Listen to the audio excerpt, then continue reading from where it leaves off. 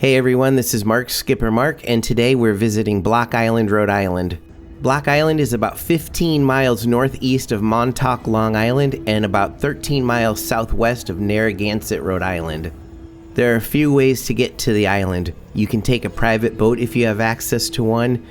You can fly in via a small plane, either from a charter or your own if you happen to own one and are a pilot, but most people take the public ferry system. They launch from several different towns, with the most popular being the ones that go out of Galilee and Narragansett. The trip is either 30 or 60 minutes, depending on if you take the high speed or the regular boat. Bicycles are allowed on either, but cars and trucks have to go on the slower boat. Depending on what you want to do on the island, some people just walk around, but we take our bikes because we can visit the whole island that way. If you don't like to ride, mopeds and Jeeps are available to rent, plus there's taxi service available. No matter how you choose to get around, traffic can be very heavy on busy weekends, and you won't find yourself going very far, very fast. But if you're willing to venture away from the touristy areas, you'll be able to zoom along dirt roads and have plenty of opportunity to practice riding up steep hills and then riding downhill without any hands.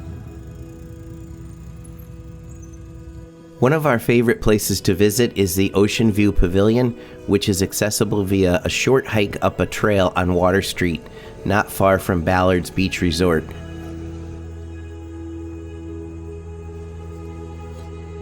The pavilion is a great place to sit and relax and have a snack or just take in the pretty sights.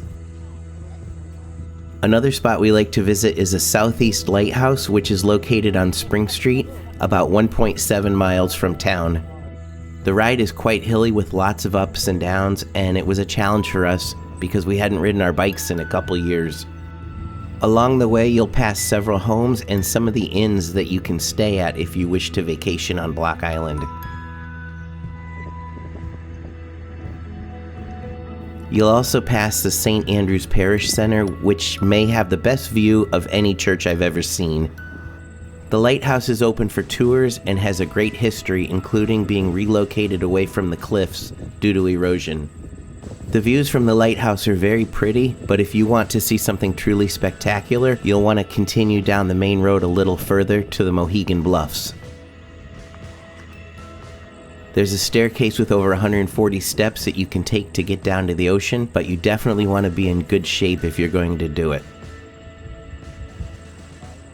I thought I was in good shape, but I got totally exhausted because I was so tired and out of shape.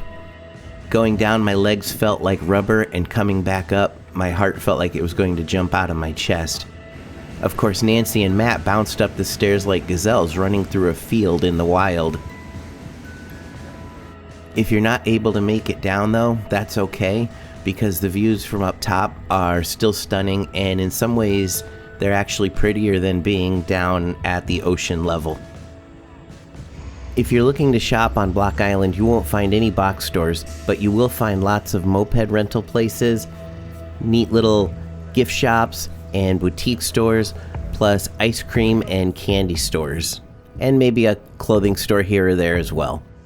If you bring your car and need to buy fuel, that's not a problem. There is a gas station on the island, and the prices were actually not that crazy. As you make your way around the main roads that line Block Island, you'll find all kinds of beaches.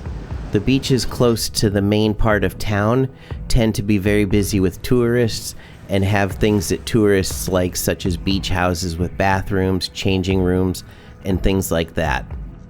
Along the main road as you head toward the beaches, one of the pretty sights that you'll see is the Mitchell Farm. This was recently purchased by the Block Island Conservancy, so it should be just open land forever and never be developed. One of our favorite beaches is Mansion Beach, which is appropriately at the end of Mansion Road. It's a huge beach and not very crowded, though the bike parking lot will make you think otherwise with all the bikes that are there.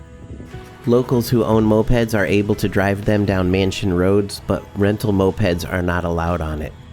The main beach that you come to first has some of the softest sand that I've ever felt. It just is so warm and squishy between your toes.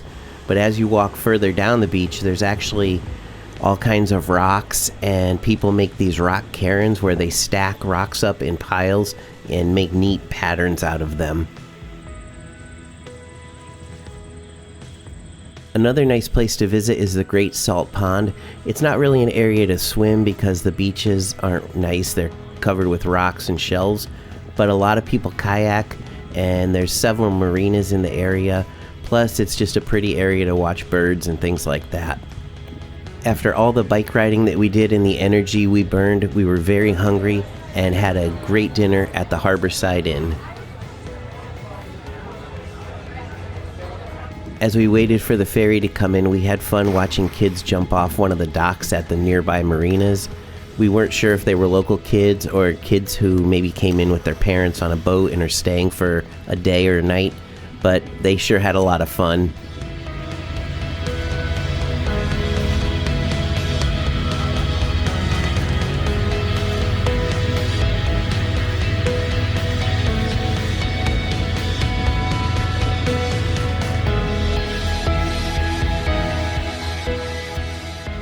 Once the ferry arrived, we gave the staff our bikes so they could put them on the boat, and then we quickly grabbed a seat way in the back so we could watch the beautiful sunset that was unfolding that evening.